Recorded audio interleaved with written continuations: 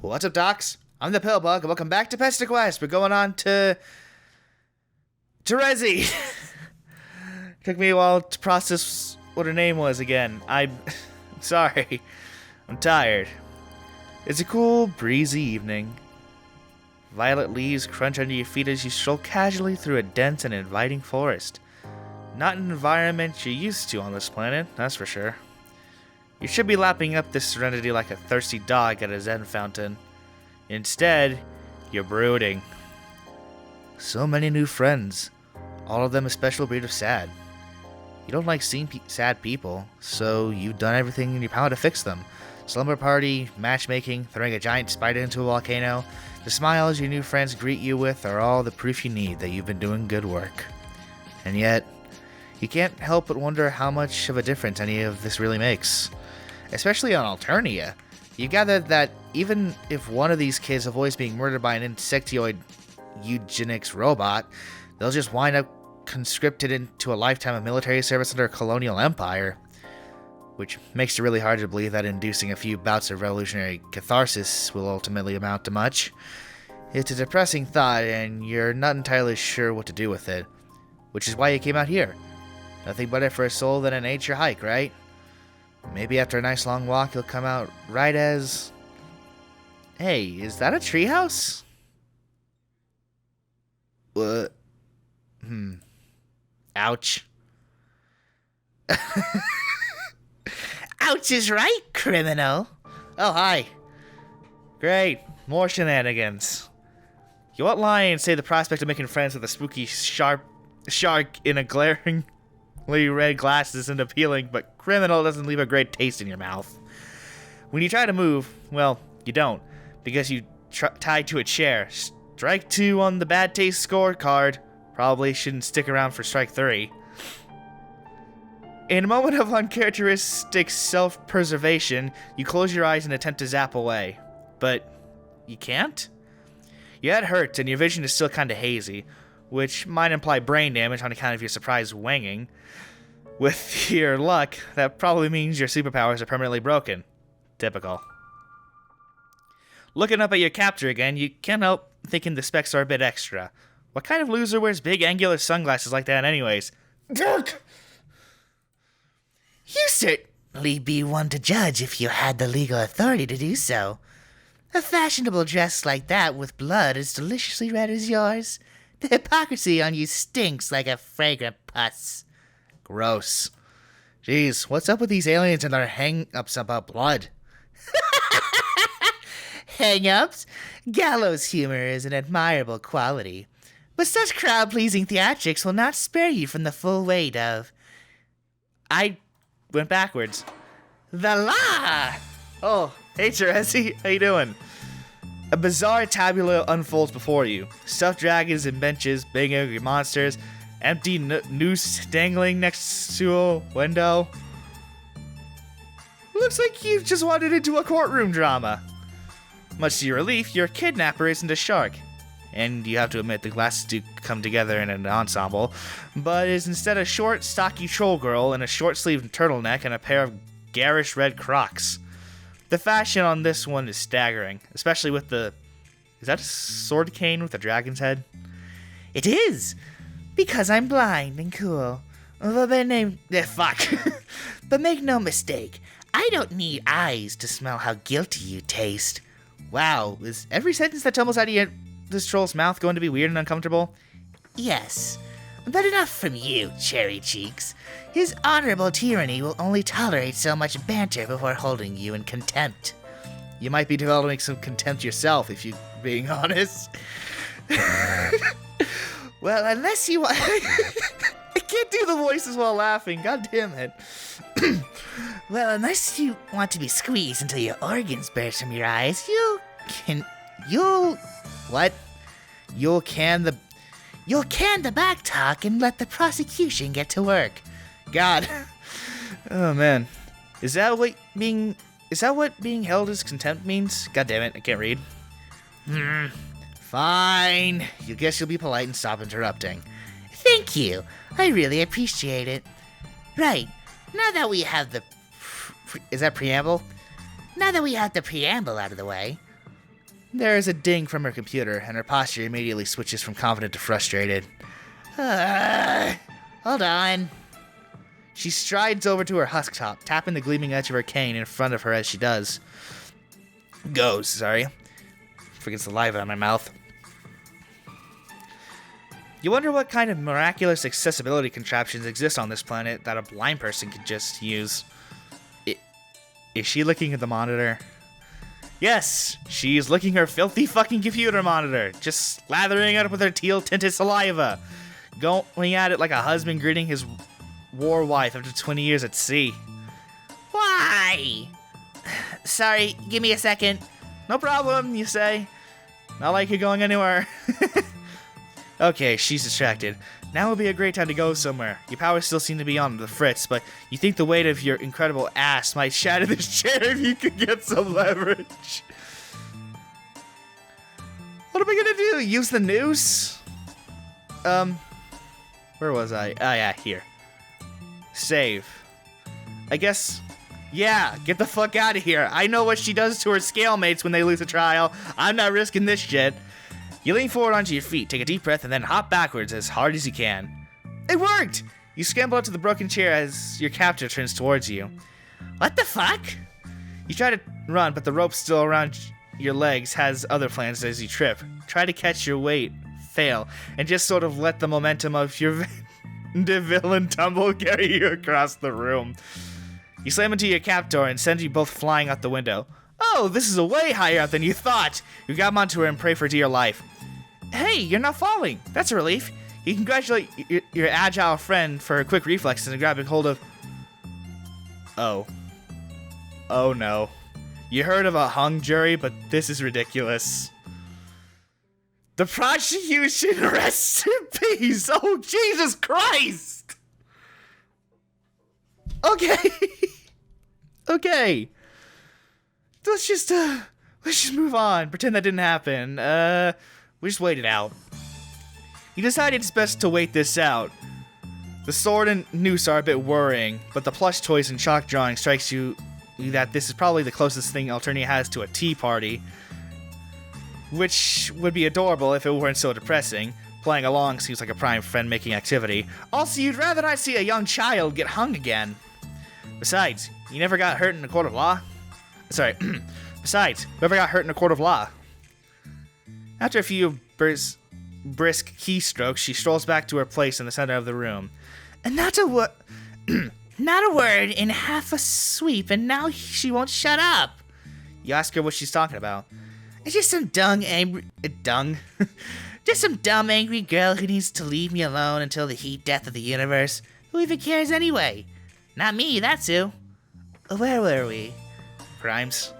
Crimes!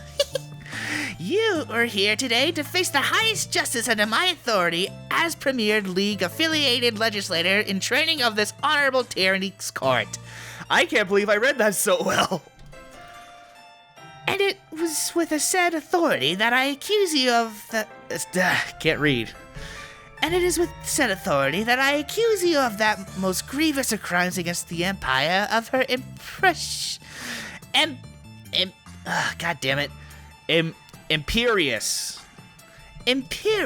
condescension. Uh-oh. What kind would that possibly be?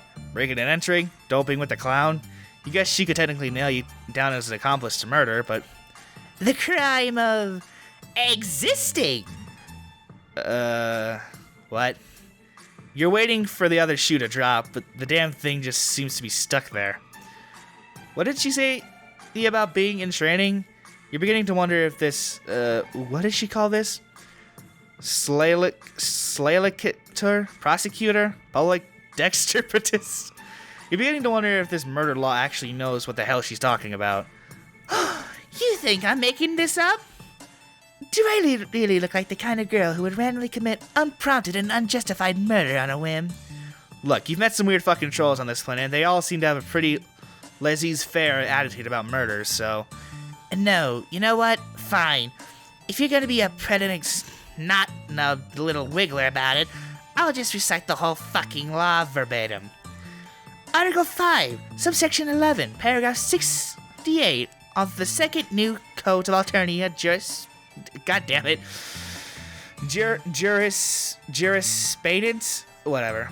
describes you crime as being, having been, or possessing the capacity to be in need of material resource consumption for the purpose of curtailing biological expiry, existing in, of, around, or through Imperial territory, as one of unclassifiable sanguination, mutant, one of extrasolar origination, alien, or one who plans to commit and has committed or may possess the capacity to commit high crimes as fish demoners, whatever that means, against her imperial condescension. Criminal.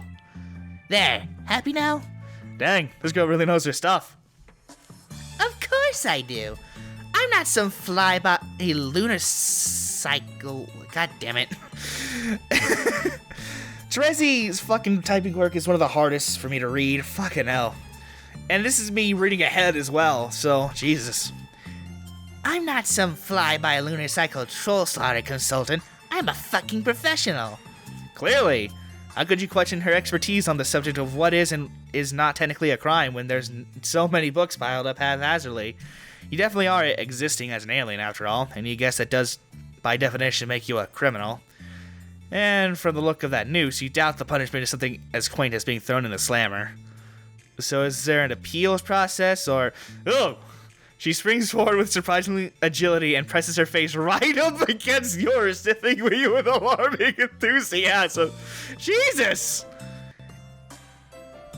Your game of candied apple ignorant... A candied apple, damn it. Your game of candied apple ignorance may convince the pan-scrambled clown fuckers in the cheap seats, but I smell the description dripping off you like a delicious marmalade. You'll have to do better than this if you really want to...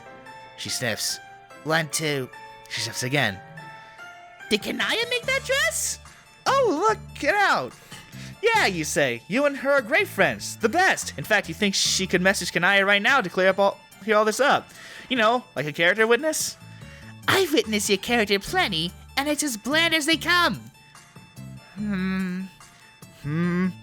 That's certainly not the worst contemplative noise you've ever heard. I may have misjudged you. If you tell anyone I said that, I'm going to cut off your arms and use them to finger paint bulges on your face until you bleed to death. You decide that keeping this pointlessly mundane secret is definitely in your best interest. So, does that mean you're free to go? Not so fast. May have implies possibly, not certainty. Maybe Kanaya gave you the dress because she likes you, or maybe you pressured her into it circumstantially. Maybe you're a delightfully clueless and well-initiated interloper from beyond the stars. Or maybe you were sent here as a sleeper agent to learn all our weaknesses so that the entities controlling you can sabotage our future. In case... Oh, damn it. In cases such as these, I find the best course of action is to leave the verdict up to chance. She produces a double-headed coin with one side scratched out, and you immediately know exactly where this is going. The terms are simple. Heads and I release you from their bonds. Ugh, can't... Sorry, I'm having a bit of a stroke. The sun's hotter than usual. Tails and I release you from being alive. Is she really about to take you out like a gangster who just betrayed their duality-themed mob boss? Before you can request a less Saturday morning cartoon solution, she flips the coin into the air. Well, this is bad. It's bad and it kind of makes you angry. This doesn't make sense. You didn't do anything, but here you are with a 50-50 chance of getting immersed by a jovial gremlin anyway. Does she think this is normal? Your head has cleared enough that you could zap away if you really tried, but... So think about this murder law stuck in your craw. Her devotion to justice is obvious, but it's a twisted and brutal justice, streamlined for violence and painfully efficient in enabling exactly that. If this mock trial is anything to go by, this is the same system that requires insectoid eugenics robots to keep the peace, after all. There's so much wrong here, she doesn't even see it. Like, metaphorically see it. The coin is falling, every rotation brings you closer to a fate that, regardless of the outcome, wouldn't be fair. You decide to think about what should be fair. And just like that, you're standing next to her, with a scream. You snatch your coin out of the air and hurl it full force through the window. My coin! Sorry, Yishao, but she can't expect you to just accept the whims of chance when your life is on the line. Why not? Because that sucks. It's lame and dumb and really cliche. What is she, a comic book villain? Am I supposed to know what that is? You don't know. Troll culture seems to have a lot of really arbitrary similarities to human culture, and it's honestly very confusing. But that's besides the point. With a broad sweep of your arm, you gesture at her drawing from the honorary Tyrannosaurus or whatever, and asks what he would think of your little stunt just now.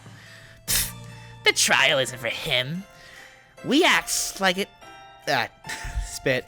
We act like it is, but everyone knows he's just a big, hangry monster. Huh? Then who? It's for the audience, obviously. Should have brought a drink of water. By the time you make it to the stand, you're basically dead already. Don't the accused get a chance to defend themselves? Defend? Only the outrageously guilty would ever think to defend themselves in a court of law. Wow, that's fucked up. What's the point of even having a trial then? Besides the sheer pleasure of watching all the hope slowly drain from someone's eyes as they confront their imminently approaching and inevitably gruesome execution. Yeah, besides that. It's a warning to the sedators of what happens when they cross the line. And that line is, existing? Yep. The nonchalant of her answer underlines just how upsetting all this really is. You remember the law she recited, and one part is particularly sticks out to you. Unclassifiably songenant nation, whatever that. I can't read that. Didn't Karkat try to commiserate with you about having a mutant blood or whatever? You know Karkat too? I keep waiting for him to fuss about team leaders, but now he won't shut up about this thing he calls a Dave. Everyone was so worked up after the game, and now they're just over it suddenly. Yeah, that's your fault. Yeah, that's your fault. Karkat would probably have a nuclear conniption if he knew you were about to say this, but you ask her if she's aware of his blood color. Of course I'm aware of it. What do you think I am, blind? Yes.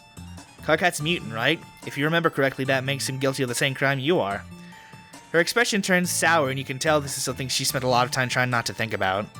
You figure she avoided summarily executing you because you're friends with her friends, so she would probably avoid killing Karkat as well, and that's a good thing. Great, in fact! You cannot stress enough how awesome that is. But doesn't that strike her as a bit hypocritical, making exceptions for her friends? Does she think that everyone else who dies at court or gets cold in their own hives deserves what they get, just because she doesn't know them personally? It doesn't matter what I think. This is just how things are. It sucks, but it would suck a lot worse to be killed for saying so. And then, who would protect Karkat? Who would protect... I can't help everyone, Cherry Cheeks. I can barely help my friends. Oh my god. Give me a minute.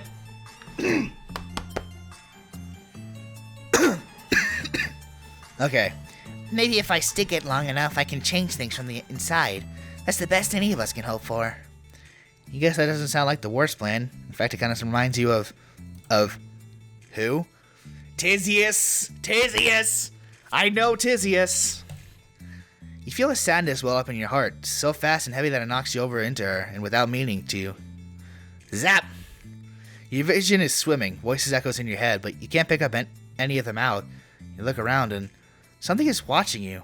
Not maliciously, not yet, just observing from a curious distance. Not that you can do anything about it while you're clutching your head and trying to put your memories together. You've been circling around this awful familiar feeling ever since you left the Earth, drawn towards it like a singularity, but the closer you get, the less it makes sense. Oh god! Why did that scare me? Jesus!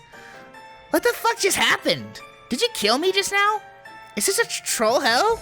Troll hell? Do trolls not have an actual name for it? Wait, she's here too? Here seems like an ambitious description. It's more of an ambiguous nexus of metaphysical realities. That's an awfully specific description. Has she been here before? No, but I've tasted places like this in my dreams. Great, even more shenanigans. You look around and try to get your bearings, but nothing seems to be in focus. It's all too low resolution, simultaneously too bright and too dark to make sense of it. You okay over there, Cherry Cheeks? Your blood smells really loud right now. High blood pressure. I'm probably going to pass out, and you're probably going to be stuck wandering here forever, so... Good luck, I guess. You wouldn't know how to react to that even if you weren't having a memory-induced thought seizure. The pieces are too far apart. You can't quite put it together, but you remember. Friends? Bits of memory hit you, sudden flashes of joy, of violence, smiling faces, crying faces, bodies, plans, hope that the world could be made into a better place. What the fuck are you mumbling about? If you fried your think pan, at least let me in on it so I can participate. You tell her that you can remember, which isn't much. Friends, sadness, dissatisfaction. People who were deeply unhappy with the state of Alternia and faced violence from all sides, just as your new friends do today. Some of them wanted to change it from the inside, and you remember believing that they could. But you get the sense that a lot of time has passed between now and then, and it doesn't seem like Alternia has gotten much better. In fact, it may have gotten worse. It seems like whatever it was your friends tried to do, they failed. Of course they did. What does she mean by that?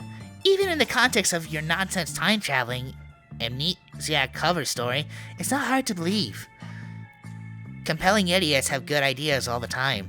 That doesn't change the fact that they're idiots. Which is why I'm going to succeed where everyone else had their entrails ripped out by a swarm of drones and died like the scrubs they were. I am many things, Cherry Cheeks. An idiot isn't one of them. She flashes a bright and pointed smile, filled with the confidence that you believe with every atom in your body. But you're pretty sure she's not the first person to make you feel that way. Idiots or not, the friends you used to have were just as sure of themselves as she is now. And what good did it do? Honestly, you doubt that intelligence or competence has much to do with it at all. You think about the drones you barely avoided at Karkat's Hive, and your brief exposure to what this planet calls a criminal justice system. For as violent and unjust as things could be on Earth, at least there was some pretext that the system existed to serve the people. Here, it's just murder. You aren't sure that a system that anyone can salvage. Her smile melts into a frown, and you really should ask what the troll's name is. Terezi Pyrope. Terezi doesn't sound particularly happy as she slumps against a debatably extant wall and slides down to a crouch. Her face is a mask of barely contained emotion. I can tell why Karkat would like you. You're very depressing. You chuckle and sit down a respectable distance away from her. You definitely don't mean to be depressing, but you have a knack for digging up drama. The hazards of forging a new friendships, you guess? If Vriska saw us right now, she'd... What is that? Derisively? She'd derisively laugh herself into an aneurysm. Terezi knows Vriska?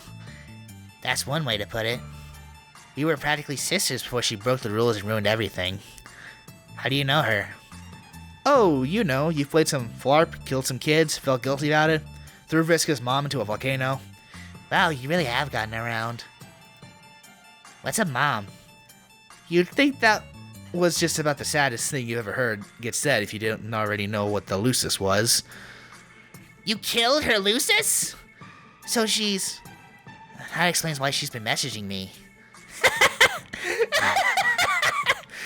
Terezi's laughing, but it doesn't sound like any laughter you've ever heard. I can't fucking believe it! Circuit figures her shit out just in time for me to have my own identity crisis? And I bet she thinks everything's supposed to be fine between us now just because. Wanna know a secret, Cherry Cheeks? Might as well add another one to the pile, you say. I have no idea what I'm doing. I never have, and now I don't think I ever will. Wow, that's bleak. You guess you're sorry? It's not your fault. You haven't told me anything I didn't already know. Her lips are trembling as she reaches behind her and pulls out a box of chalk, and then removes a red piece. You think it's a weird time for artistic expression, but... Oh, she's eating it. Terezi offers you a piece. You don't want to be rude, but you really don't want to eat chalk. She shrugs and crunches on it like unshelled lobster. I guess you have to take that in stride. The more important thing is that Terezi is inconsolably sad, which sucks because you're the only person in a position to console her. Oh, perfect! A way to fuck it up! Just what I've always wanted. Fine. Giving her a distraction or give her a hug. Well, one could go south fast because of... The reason's in my head, but I can't put it into words, damn it. I know that this one would probably go south fast because of intrusion of personal space, definitely. Though I can... you know what, let's give it a shot. You heave out a mournful sigh, returning as a meat grinder fine-tuned to pulverize anyone who tries to gum up the works. Maybe there's something to be done, but you don't think either of you are going to be the ones to do it. Yeah, might bother, right? God damn it! She's probably doing something fine without me anyways. When you look over at her, you see she's doing her very best to hide her tears. That's no good. You may be lost in cynical ennui of political burnout, but that doesn't mean you can just sit by and watch your new pal descend into abject disarray. What you two need is a distraction. What you need is a clown. You grab Terezi's hand and think the happiest, honkiest thoughts you can muster, and just like that, zap! Hey, Gamzee! Good to see you, dude! Just as high as ever, I hope. You're right there in the living room of your dear friend Gamzee. What a sight for sore eyes. Is this jovial cut up a little juggalo? What the fucking motherfuck? His comical slowness, he dive bombs away from you over the couch into a pile of horns. A chaotic honk cacophony sends Gamzee into a chorus of screams. You elbow Terezi. Smell that? How could she possibly think about questioning the possibility of making the world better a place when this fellow's over here acting like such a fool? Her frown is unwavering as Gamzee clambers back up to his feet. That was a righteous motherfucking miracle what you just gone all up and did in front of me. Got me scared honk-wise right into the horn pile, my brother. It's a real good thing I'm tripping the pie clown static right now, otherwise my pump biscuit might have flipped turned wet. He's hard enough to make me all violent on a motherfucker. His smile is nothing if not cordially unhinged. Hey, Gam. Terezi? Well, fuck me all situationally up. What'd do, my sister? It do too much. Shit, Mang, that's some bad news to hear. Now that I'm looking all up at your motherfuckers, you seem pretty hellishly burdened, like the soul what he have. You agree that you do all have souls, probably. That's the answer he was looking for, right? If I have a soul, it's a tar-tasting slime stuck at the bottom of a ground pusher covering. You mean a shoe? Whatever. Well, I don't know what you two hoes have scribbled down on your planners for tonight, but if it's the world what has you weary-eyed, methinks maybe you should begin to have your think pans all up in the pie pans, my mans. That's not a bad idea. What better distracts you from the dystopic nightmare of alternative than the warm, comforting embrace of hallucinogenic drugs?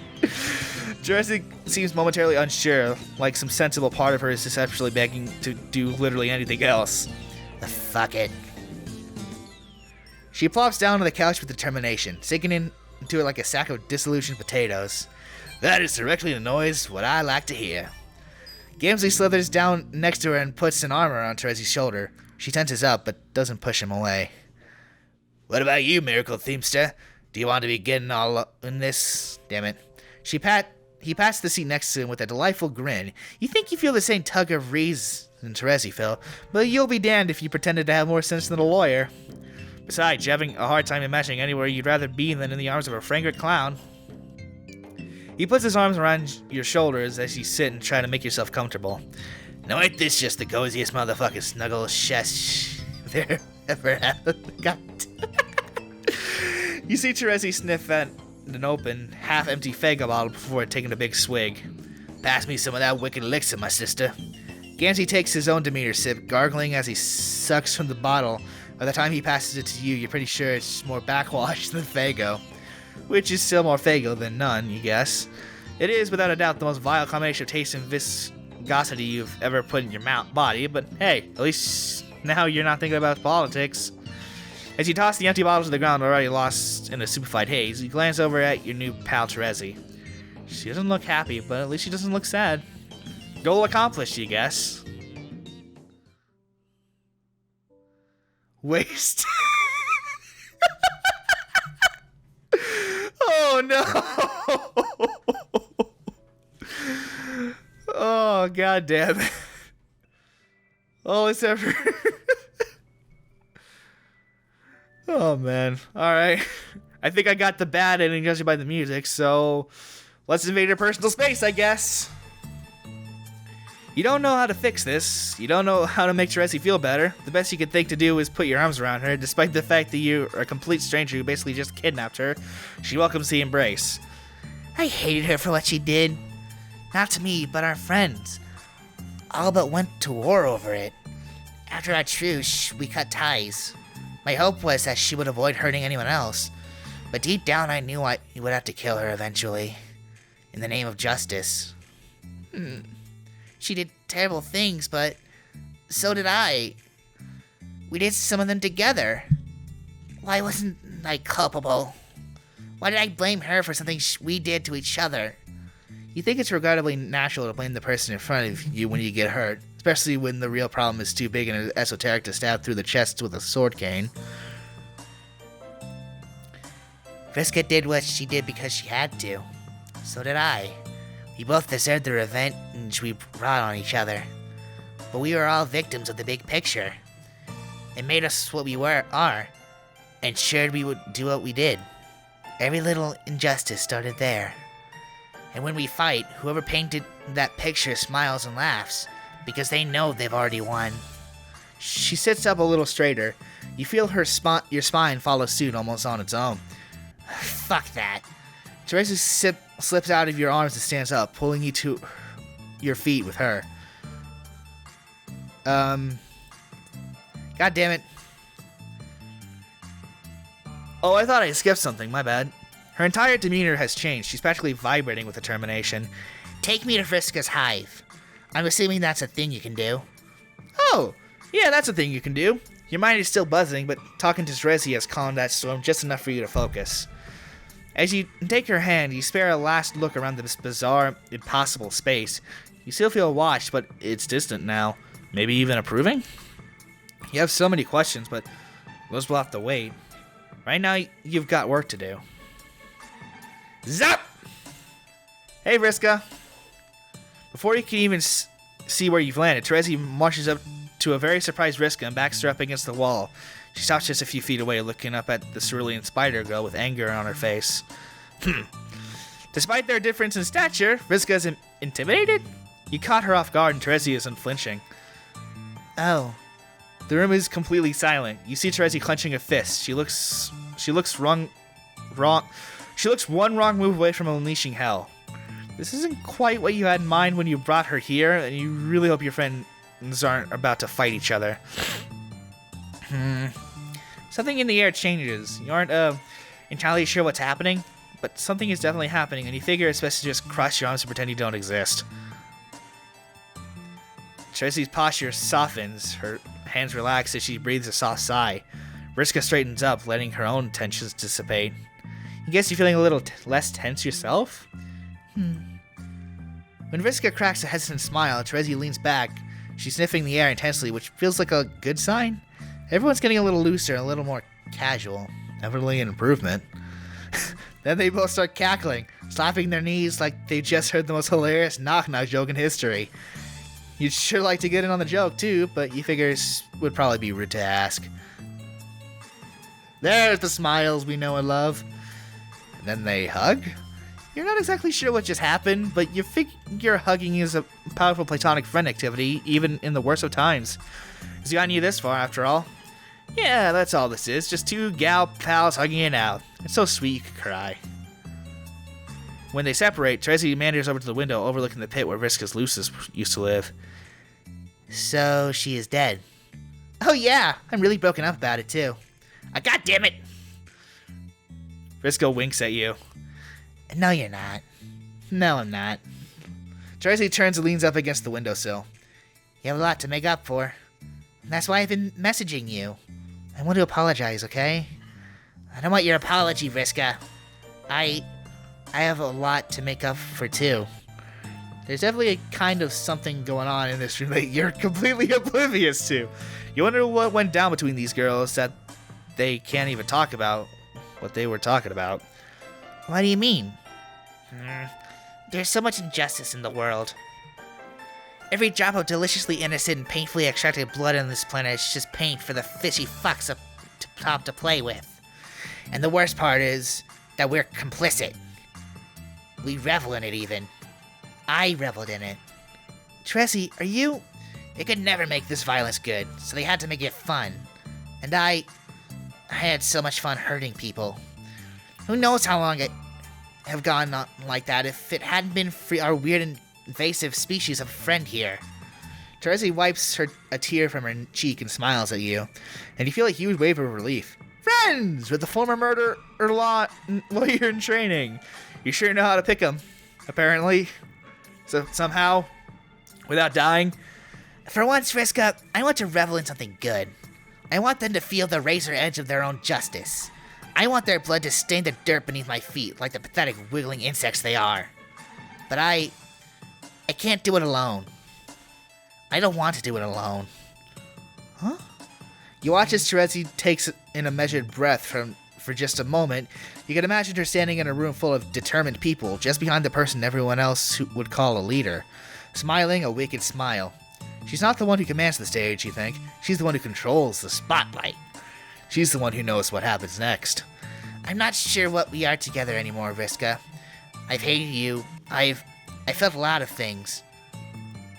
What I know is that we're dangerous, and fate seems determined to make us rivals. That almost sounds fun, doesn't it? We could fight for the rest of our lives if we wanted to. Each the scourge of the other until one or both of us winds up dead. They tell stories about us for a long time, but I don't want that to happen anymore. Do you? No! You haven't known Vriska very long, but this is a side of her you've never seen. You doubt many people have. It's actually really awkward. You should probably go, but your prying curiosity and desire for interpersonal closure keeps you glued to the spot. Oh boy. We had the right idea for the wrong circumstances. But this time, I think we can really do something together. So, let's try this again. Vriska, will you be my scourge sister? Yeah, obviously. Good. Then let's get to fucking work. Hell yeah! They sure look at you and you can't quite read, but you get the feeling that this is a resounding success. Scourge Sisters Unite! Oh god, Jesus. Oh god damn it. We did it! Fuck it, we did it. Okay. Ow, my throat. Well then, that was fun. Holy shit. I was not expecting that. Honestly, I did know that Terezi and Vriska had a strong relationship in the comic. I even knew they were probably going to, spoiler alert, get together at some point. But I wasn't expecting to actually try and patch this up just yet. Honestly, when I saw that ending screen on Google, I thought it was just a fan-made thing. But holy shit. Holy shit. That was awesome. But still. I don't know what I said that, but I said it. Either way, we're going to move on to Tavros in the next episode. The video isn't nearly as long as the other episodes, but it's still almost an hour, so I'm just going to end it off here. Thank you guys so much for watching this episode. If you liked it, hit that like button down below, and I'll see you in the next episode of Whatever the Heck I Make.